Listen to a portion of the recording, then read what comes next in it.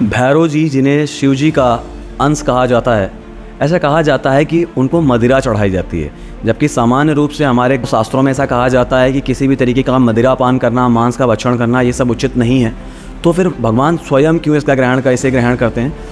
तो इसके संबंध में कई सारे तर्क हैं। आज के इस वीडियो में हम आपको इसके तर्क देंगे और एग्जैक्टली क्या बात है, क्या सही उत्तर है, वो भी हम आपको देंगे। आप याद रखिएगा कि जो उत्तर आपको सामान्यता मिले हुए हैं उन उत्तरों से ये उत्तर बिल्कुल अलग होगा।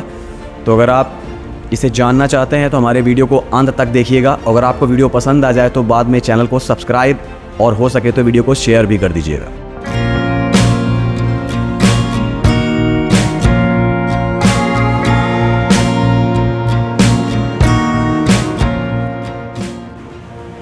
सबसे पहले आपको बता दूं कि भैरव जी हैं जो वो भगवान शिव के ही अंश हैं। एक बार क्या हुआ कि ब्रह्मा विष्णु महेश जो हैं, इसमें ये कौन बेहतर है इसके लिए द्वंद्व होने लगा।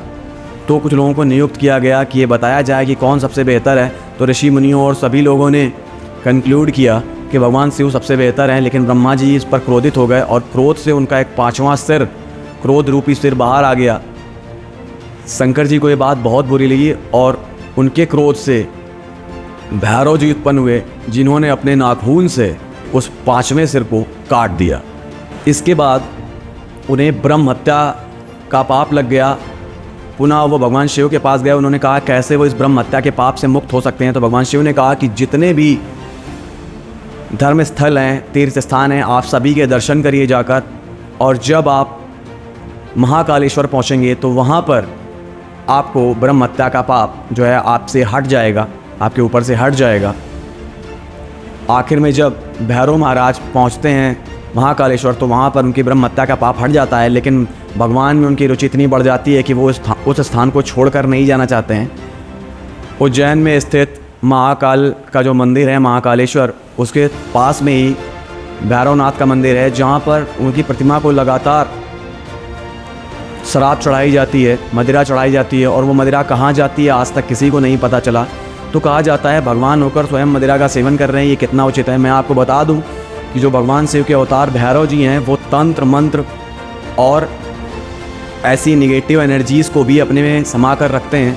तो ऐसी जो निगेटिव एनर्जीज़ होती हैं उनको अपने में बनाए रखने के लिए और उनको अपने पर हावी ना होने देने के लिए उनके हितार्थ ही कार्य करने पड़ते हैं, उनके हितार्थ ही भोजन या अन्य चीज़ों का सेवन करना पड़ता है। तो वो उनके लिए नहीं है, वो उन बुरी आत्माओं और नेगेटिव एनर्जीज़ के लिए है जो कि भगवान भैरव स्वयं में समाहित रखते हैं। प्राचीन काल में तंत्र साधक और योगी लोग जो होते थे वो एक योगासन की विशेष मुद्रा का प्रयोग करते थे अपने योग और तंत्र साधना को बहुत तेज़ी से विकसित करने के लिए, जिसे कहा जाता था खेचरी मुद्रा।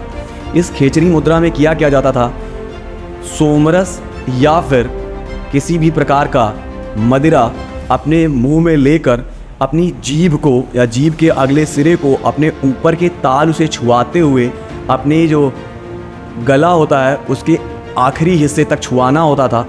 ऐसा करने पर कपाल मार्ग और बिंदु विसर्ग जो होते थे वहाँ से एक प्रकार का विशेष रस निकलता था अमृत के तुल्य, जिससे समाधि में और एकाग्रता में बहुत तेज़ी से वृद्धि होती थी। तो समाधि और एकाग्रता में वृद्धि के लिए तांत्रिक या योगी इसका प्रयोग करते थे। ये कोई मदिरा पीकर अपशब्द बोलने जैसा या मदिरा पीकर कुछ गलत करने जैसा नहीं है, बल्कि अपनी योग और साधना की शक्ति को बहुत तेज़ी से बढ़ाने का अचूक तरीका हुआ करता था।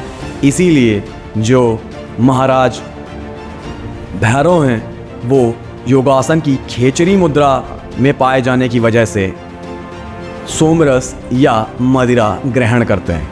तो दोस्तों, अगर आपको ये वीडियो इन्फॉर्मेटिव लगा हो तो हमारे चैनल को सब्सक्राइब कर दीजिए, वीडियो को लाइक कर दीजिए। तब तक के लिए जय Shri Ram. Thanks for watching.